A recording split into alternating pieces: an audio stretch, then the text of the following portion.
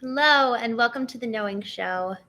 It is Sunday evening, and as I was thinking about the topic for today, I really felt compelled to talk about something that is highly personal to me. And it's a topic that kept coming to mind over my trip abroad. So I started off going to France for 2 weeks, the last 2 weeks of April.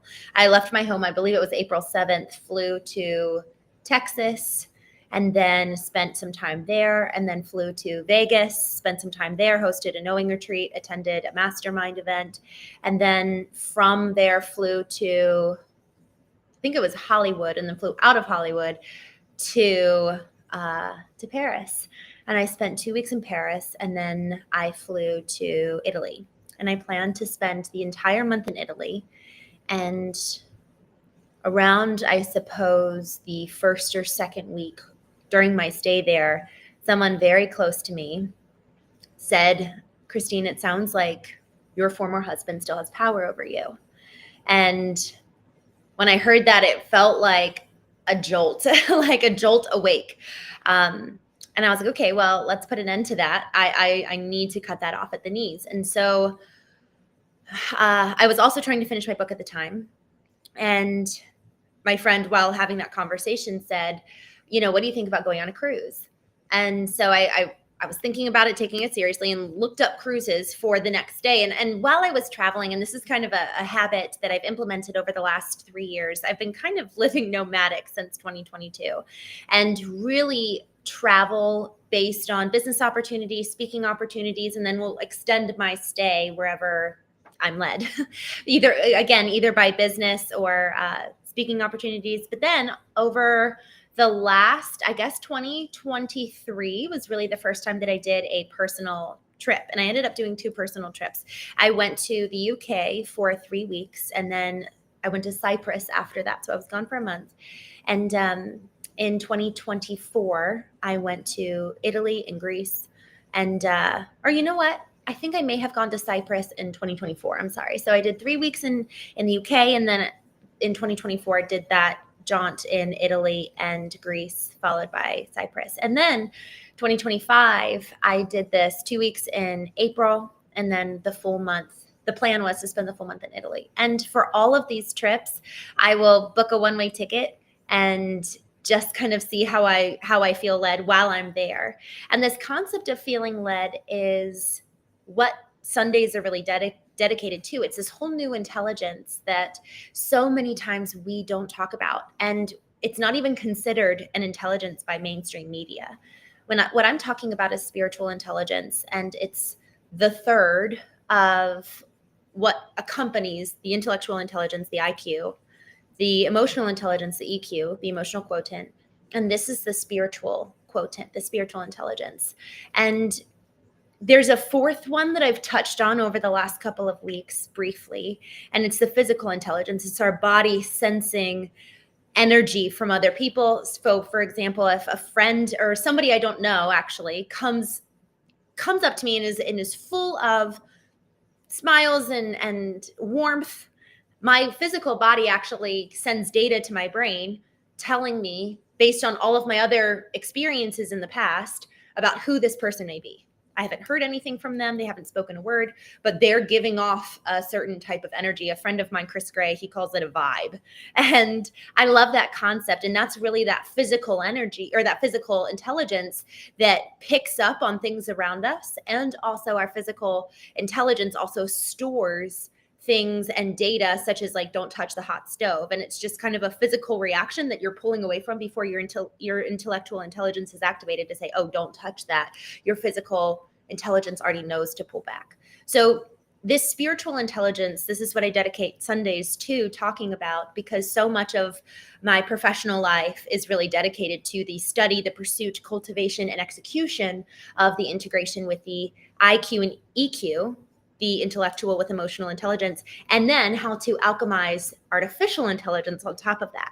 So the spiritual intelligence is something that is so incredibly important to me, and it really isn't discussed very often. So with that, this story of me being in Italy and being told that my former husband has power over me, essentially, in terms of my mind. This is where, and me saying I feel led, moving as I feel led, this speaks to the spiritual intelligence. This is something outside of me speaking and kind of coming from within and sharing. It's different than my intuition. And so when I'm able to activate and really tune in to this intelligence, I'm able to be led both from my physical intelligence, my emotional intelligence, my intellectual intelligence, my physical intelligence, and this, kind of voice of God or voice from within also leading. So I decided that this cruise would be one that would take me to Croatia. And this cruise specifically was one that my former husband and I had done. And while I was on this cruise, I really could not stop thinking about what is love. And this question was one that was kind of percolating in the back of my mind over the last few weeks and kind of my whole time. It was really interesting. I actually went abroad to finish writing my book. But what ended up happening was really kind of a deep dive back into a lot of these areas that I actually thought I had healed. And specifically in regards to my marriage. And what I found was the first week, I realized that I had actually not been telling myself the truth about my marriage. There's something about the truth that it's just so complex. It's so layered. There's so much context that in one sense it's just easier and faster to summarize a situation and tell someone something. So the truth, an aspect of the truth is that my husband left. Another aspect of the truth that frankly I hadn't really been fully aware of, and then I really realized this, and when I was in Paris, was that I had gotten to the point of I actually don't know how this will go on. How can we salvage this? He already threatened to leave one time. He actually has left. I don't know how we can actually fix this. And so while my husband was the one to leave and officially desire to end the marriage, I already had this kind of hands open, helpless, kind of victim mentality of I already tried to save it one time. I did. And how this needs to be on him. This needs to be his choice. But the truth that really, another layer to the truth there was that I really did not see it working.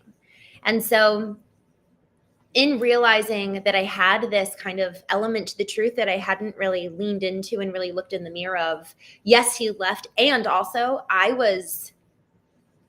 didn't really try to save it the second time. And so me saying he left, there's something about that actually felt rather deceitful in terms of I didn't really go after him. I told him I would wait. And I told him I would be I would be waiting, kind of almost akin to the prodigal son story in the Bible. For those of you who don't know, well, I was raised Christian, very conservative. And there's this narrative in the biblical story of this man who has two sons. One requests the inheritance from the father, which is so inappropriate back in the day. You would wait until the parent's dead, and then they would kind of assign the inheritance due to the children. And he asked for it before the father had passed on, which was such a disregard to the father and also just a disregard for the property, because that would mean that the father would have to sell off the land to give him his financial inheritance. And so the son then takes his financial inheritance, goes and just squanders it on kind of reckless living, women, drugs, well, you name it. Whereas the older brother, the other son, stays home and works with the father and works with the land. And then the prodigal son comes home after he's spent all his money. He's got nothing left. And he's like, will the father accept me? And I used this story when my husband left, and I said, effectively, I'll wait. I'll wait for you, just like the prodigal son story. And I was truthful in that regard, but I didn't really do much else. I really didn't go after him. And so therefore, with this whole concept of what is truth, I squared off in the mirror when I first went to Paris and really addressed this element of, okay, what have I kind of been hiding beneath the folds that I didn't even realize. And so one question that I asked myself during this time of like looking in the mirror was, what do I wish was true?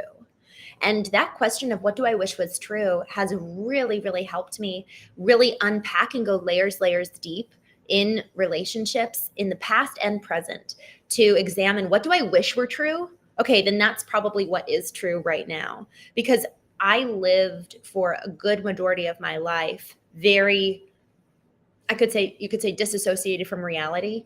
I was so fixated on everyone and everything around me that their experience kind of defined mine. I never actually sat in the truth of my experience. And so in terms of the truth having many, many layers, we have to, in order to really understand the full complexity and dynamic nature of truth, we have to be able to sit in their experience and our own. And so for so long as I was only sitting in the experience of another, I was completely abandoning my own experience and thus only able to see 50% of the picture. And so then on the flip side, if I'm only ever sitting in my experience, I'm missing out on 50% of the truth, which is their experience as well. So there were so many elements to truth that I just really was diving into during the first kind of half of my trip. And then when my friend said, it really feels like he's got power over you. And I realized, okay, let me just go into, Jordan Peterson talks about in order to we have to go through hell to get the keys of redemption, to get the keys to freedom. We have to go through the pit of hell. And there's something about death isn't enough. You actually have to go and traverse into the deepest, darkest places of the soul. And I think that there was an element where I have done elements of that over the last couple of years. But during this trip of going to Croatia and going on this sailing trip, it felt like that. Like I need to go and get redemption and claim it for myself rather than just, it's almost like I had done all the work to die over the years. I'd gone through the death process, but by going back to Croatia, back to this beautiful dream place, this wonderful sailing experience that he and I went on in 2016 that just held so much kind of romance and desire. And when I look back on the beautiful times of our relationship, that's a memory that I just really deeply cherish. And going back on that cruise was really hard. And I just really was like, what is true about our relationship? And I just clung so tightly to this narrative that he loved me. And I was sitting watching the sunset. Where was I?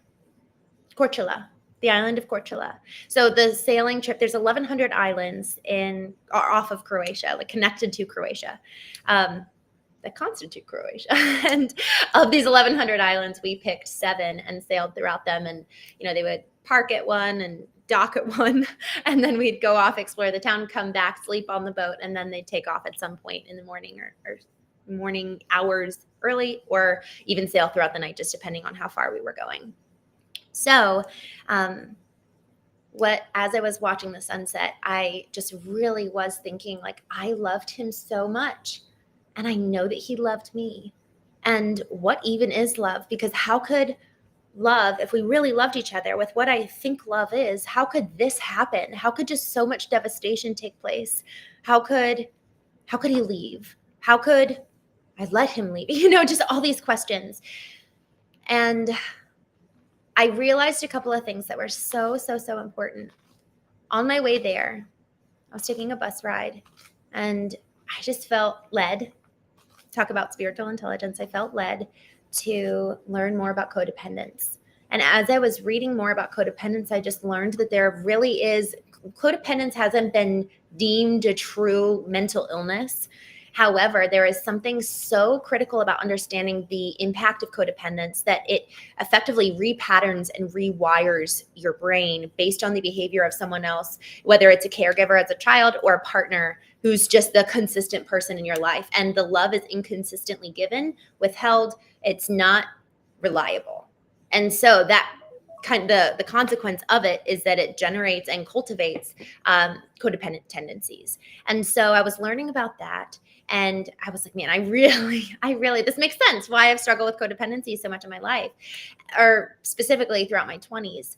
And then I was learning about the dark side of empathy, of how if we are too empathetic, that actually lends to what is constituted and coined as the dark side of empathy, where we actually are fundamentally blinded to truth itself.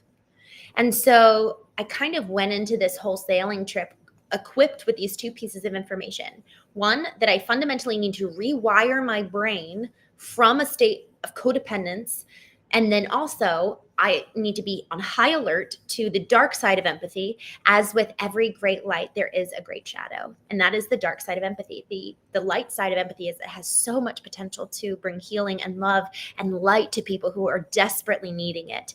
Yet it also can be a blinding force to the one giving it. And I realized how much that's been my experience, is that I fundamentally haven't been able to see what's true.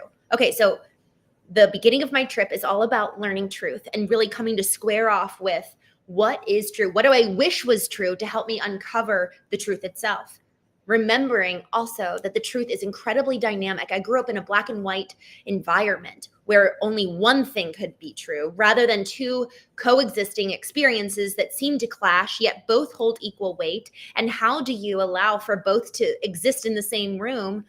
How do you know what is, quote unquote, true? So I was really wrestling with all of these concepts, questions, questioning love itself. And I came across, as I was doing a lot of just kind of processing, I came across 7 different, I was like, okay, well, let me just go to the root word of love.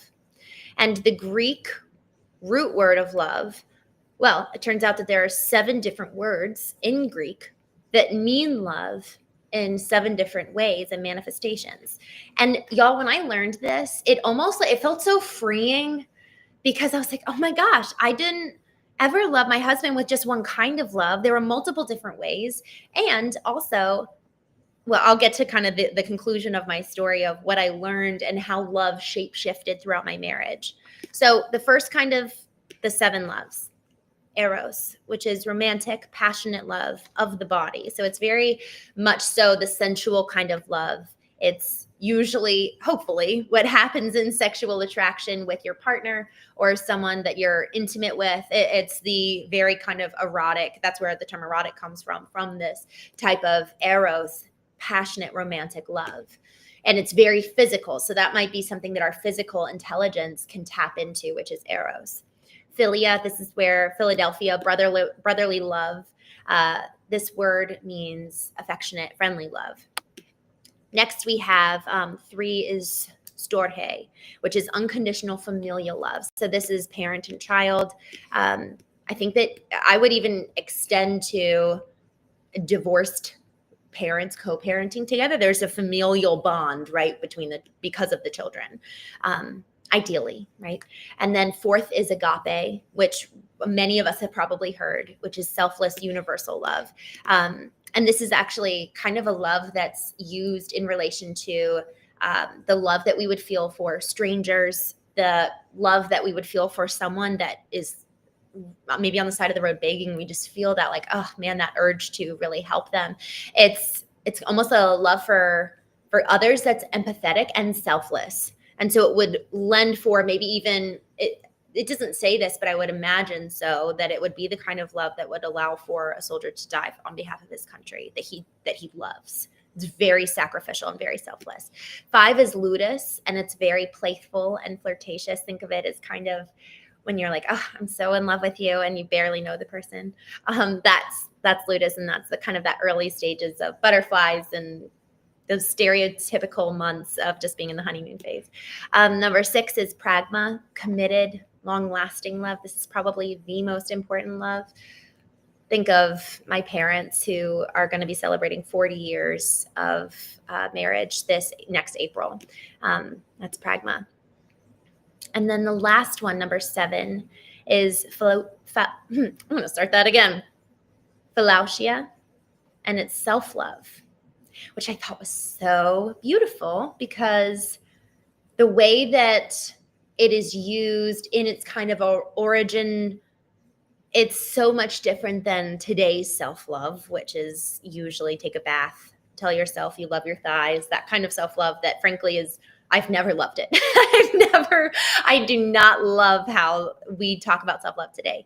This is, it's like almost very necessary. It's the necessary kind of love that allows for a healed, whole person to function in the world. It's the steps we would take to allow for us to optimize and operate at our fullest capacity for even the sake of all the other loves, philia, for the sake of our families, for the sake of just the ability to go to war and actually be of use because you are loving your body and by the way you eat, loving your body by the way that you're actually healing your mind and soul and caring for your spirit, tending to it. So those are the 7 kinds of loves. And what I realized throughout this process of looking back over my marriage was that my love for my husband ebbed and flowed throughout those 8.5 years being married, plus the 1.5 years beforehand. So almost a decade being together. That love shapeshifted and transformed throughout that time. And it went through really beautiful stages of love towards him. Yet a couple problems. One, I never had the 7th love, 𝚆𝚑𝚊𝚅, self-love. I never had that. I never was ever coming from a place that was rooted and connected, aligned from within. It was solely fixated on who he was, and there was hardly any parts of me that really showed up in the relationship. So it was very almost ungrounded, which is so dangerous. Wow, I just had this thought. So I'm curious what you all think about this. This is what's really interesting, because if the love for someone else is rooted and grounded in a love and respect and appreciation for self, how much more steady and consistent is that love going to be when they make a mistake? Because if my love is solely predicated on who they are and what they do, how much could that shapeshift and actually be unreliable? And I've seen it in myself with codependency. A result of codependence so often ends up being resentment, where we don't express what we need for so long until finally we've had enough. It's over. We're done. I was talking to a woman yesterday at the bar. Or 2 days ago, I'm sorry. I was sitting at a bar, and I brought my laptop, and I was excited to wrap up everything for a Friday afternoon and start my birthday weekend. And I was so excited. And I got to chatting with her, and she named about 4 different relationships that she cut off because they didn't treat her the way that she wanted to be treated. And it was so interesting just listening to her. She has never been married. She really just had a really sour approach to the world. And it was so interesting. You know, she was very curious to listen to. She worked for State Department for a while and worked as in Malawi for, I think, 20 years. And so she's had such an interesting life. Yet, y'all, I think what's so critical, not only is it so important for us to activate our intelligences, emotional, intellectual, physical, spiritual, but that we know how to tap into each one of these 7 loves. That way, when we're saying, I've now been paying attention to when I say that I love someone, what am I really meaning? If I say that I love someone in a fight, as we're having a fight or as we're having an issue, and I say I love you, well, I'm actually saying I pragma you, which is the committed, long-lasting love. That's very different than the flirtatious kind of butterflies love, which is loudest. So the more we actually understand the words that we're speaking, the more weight that they have in and of themselves. And this 7th love, the love towards ourselves, the love that would be the manifestation of going inward and the powering source to go inward. And sometimes it's also the effect of going inward. I didn't love myself when I first started doing the work of coming to know myself. It was almost like the last ditch effort, because when my husband officially decided to leave, I knew I could either continue to play the victim and be like, well, he left. What else can I do? Or I could look in the mirror and assume radical responsibility. And in so doing, the work itself is what transformed my view of self. And actually, my best friend gave me this. We both did a 61-day challenge for each other. And they said, I want you to write down one thing you love about yourself every day. I was like, no way. I will run another marathon. I will do anything but this.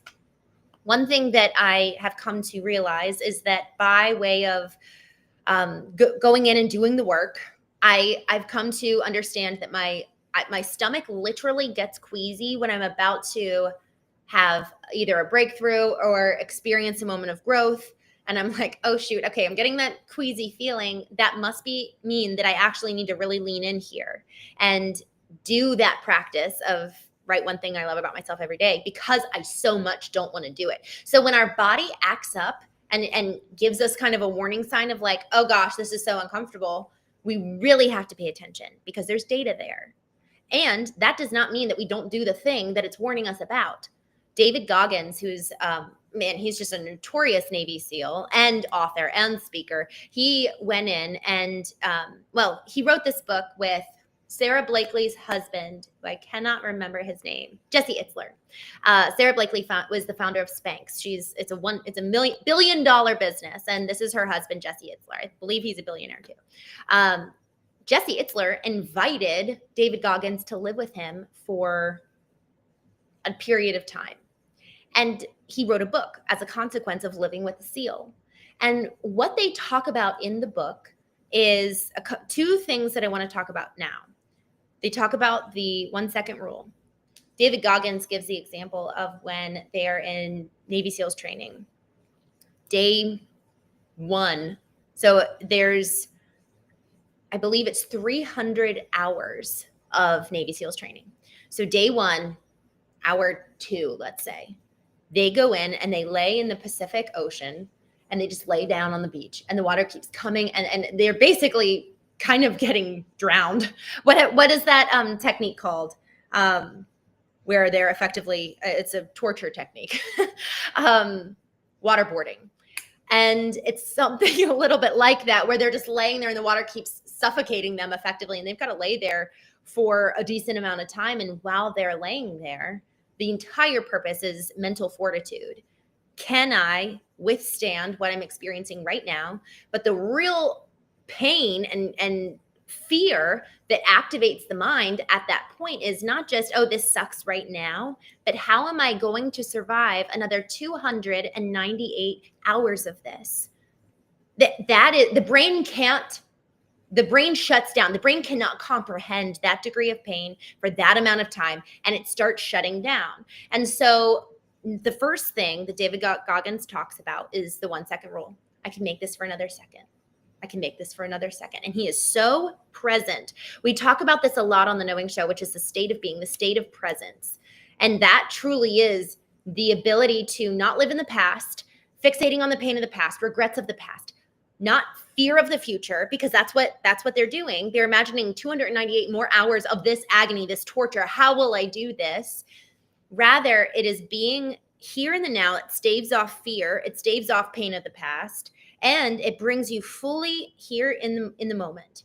So it's not just mental fortitude to exist for 900 or 298 more hours, but it's the mental fortitude to be present and stay in your body right here, right now, learning the coping techniques to not go and fear the future, be in the past.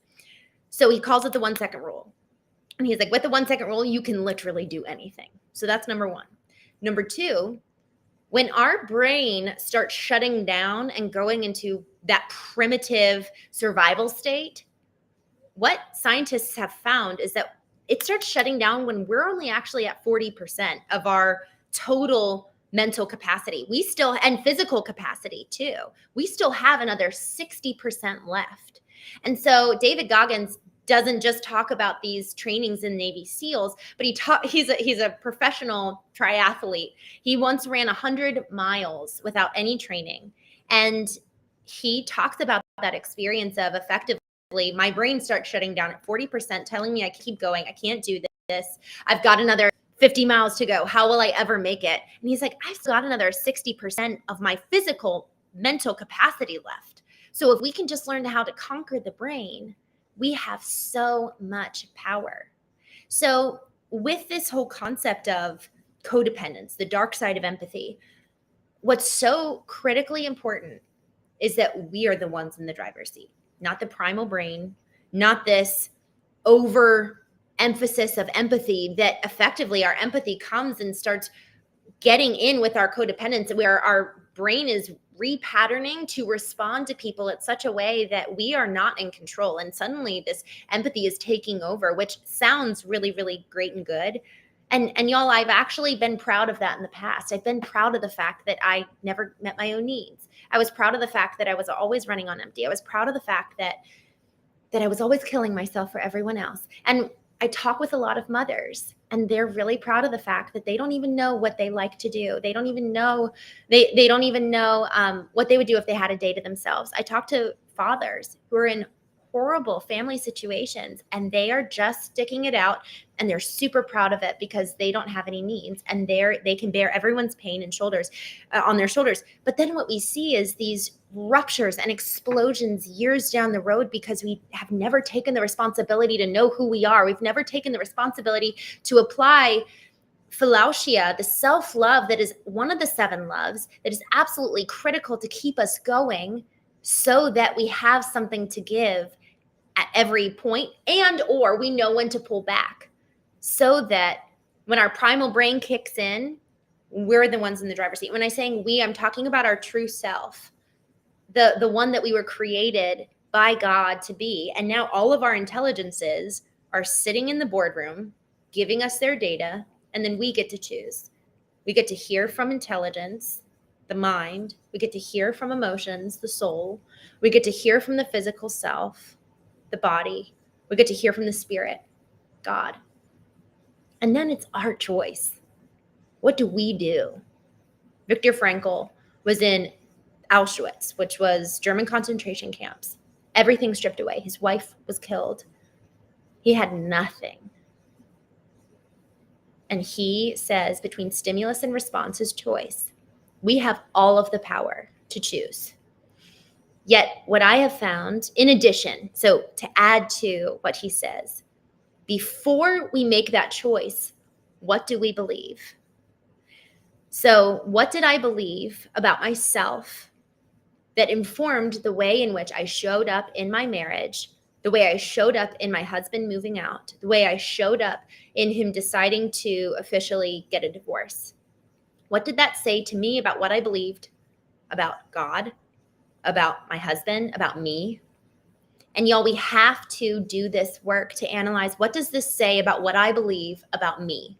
And each one of those intelligences, we have to examine what we believe about the mind, about the soul, about the body, and about the spirit. We have to analyze our position on each one of these intelligences, because otherwise we're going to shut it down or amplify it so that that's actually the thing in the driver's seat, not ourselves, so that that becomes running the ship. We have to intimately get to know every single part of us, lest that part be residing in the subconscious. We have to activate each one of these essences so that it can come under examination. You know, when I was 12 years old, I did debate for the first, I think I might have been 13. I did debate for the first time, and it was riveting. I wanted to be a lawyer until I found out how many years I needed to go to school. And cross-examination was one of my favorite parts, because it's on your feet in real time. You can't really prep ahead. You know, you can prepare your opening statements, have all the data, sound amazing, but then the second you get cross-examined, man, you go flat or you destroy your opponent. And I actually saw this in when I was at a mastermind a couple weeks ago. The individual was speaking on stage, brilliant keynote. The founder of the event stands up from the back, has the microphone, and starts asking him questions. The guy sounds like he's never done this a day in his life. He was floundering. He didn't really have the answers. The audience started asking him questions, and he's giving responses that are, frankly, I don't think rooted in truth. I don't think that they actually have this service. I think he was making it up on the spot.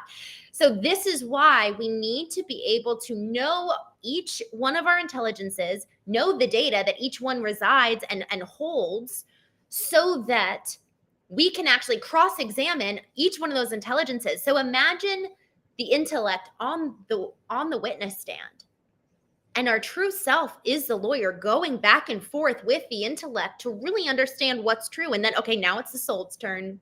Now it's time for us to hear out what our emotions have to say and then engage with them. Our emotions are not the thing ever to be the one in the driver's seat.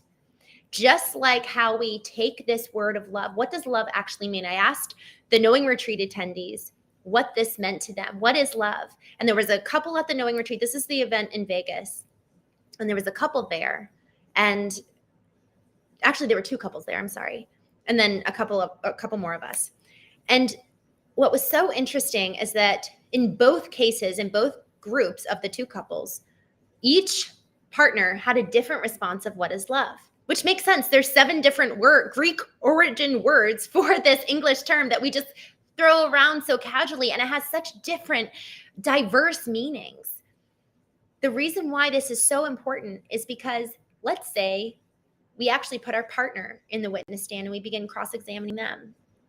Well, if I have a completely definition of love that they're operating from, we are completely passing each other. We are actually not having the same conversation. How many times have you and I found ourselves in conflict with our partner, with our parents, with our peers, with our brothers and sisters, employees, where we are actually having a completely different conversation than the other? And it is only when we define terms, when it's like, oh yes, actually, we really do agree. We really do align. Okay, cool. Makes sense. We need to examine these words that we so carelessly throw around that define our lives. What is love? Well, it comes out that there's 7 different forms of love itself. And I really believe that one of the most important types of loves in relationship, romantic or otherwise, is pragma, which is committed, long-lasting, and 𝚆𝚑𝚊𝚆𝚅, self-love. Because if I'm committed, sans self-love, I'm going to end up existing in a very unhealthy dynamic. And if I have self-love, sans committed, long-lasting love, it's the horizontal meeting the vertical. It's the vertical meeting the horizontal. For those of you watching, I did the wrong hand gestures. Y'all, we have to do the work to examine some of these words that we just carelessly throw around. And we also need to examine, how do we embody these words? So as I was processing the fluidity of the loves that I held for my husband, I realized that towards the end, one of the reasons why I was just, I honestly was at this point of like burnout and near apathy, because I just did not know what to do anymore. After so many years of trying to make it work, I just felt so lifeless almost. I actually think that that's the perfect way to put it.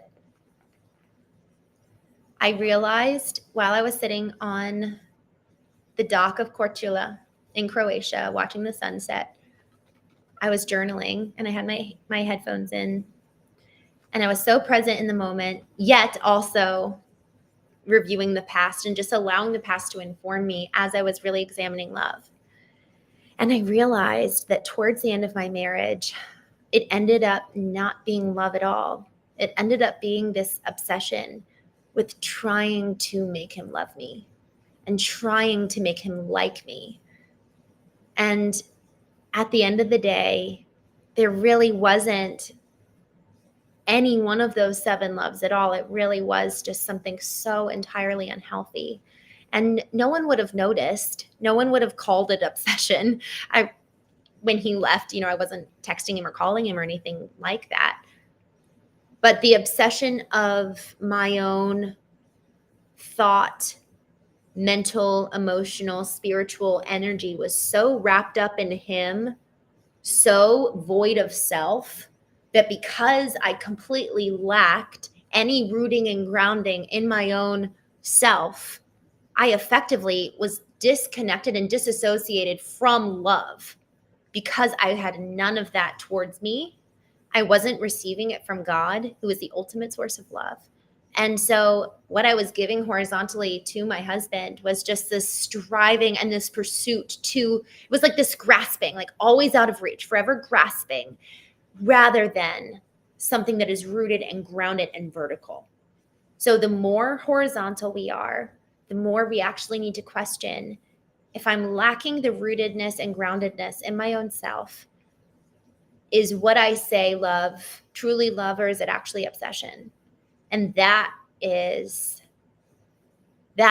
highly uncomfortable to realize. And it was really freeing, because the truth sets us free, right? So in realizing the truth, I felt really free. Like, oh, that's why I've been so confused about love, is because that wasn't love. And he didn't love me. And I needed to be okay with that. I needed to be okay with the truth that when oh no, I think I just lost my internet, but I'll keep going just in case I didn't. I was so committed to the narrative that he did love me for the few moments that I saw it in his eyes throughout our marriage, that when he told me at the end of my marriage, I don't love you, I don't love God, I don't love your family, I was like, no, I know you love me. Like, there were moments when I saw it in your eyes. And I had to let go of that. Something about the truth. If we're really committed to knowing the truth, we can't be holding on to a narrative.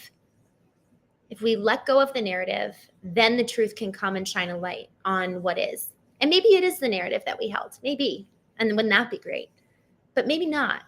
And so the more committed and holding tightly we are to a knowing, insert knowing there. So it could be a narrative, it could be a belief, it could be a story, it could be an experience. The more tightly we're holding on to a particular knowing, the more we're actually unable to see the truth of that in and of itself.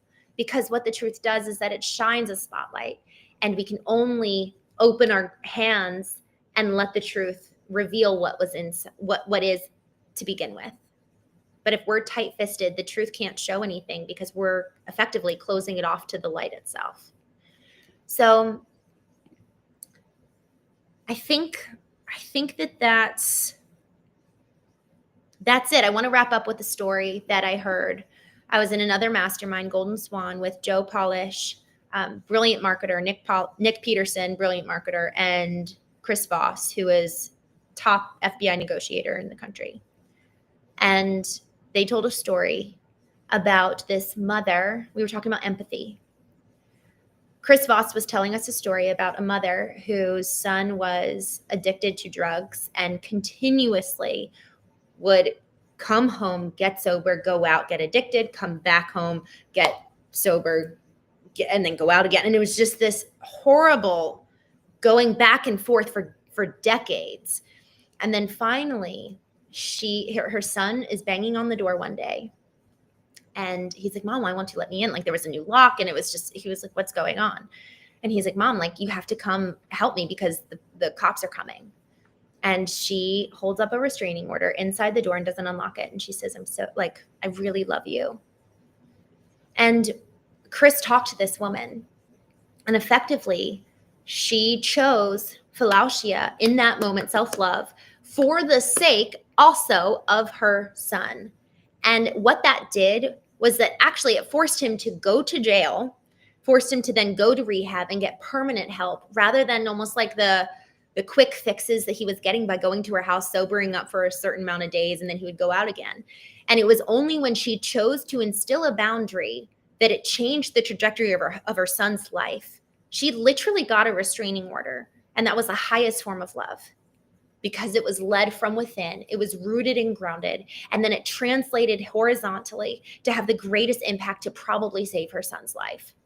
But if she was trying to play savior for her son, which is, it's so horrifyingly sad how codependent so often is in regards to those suffering from addiction.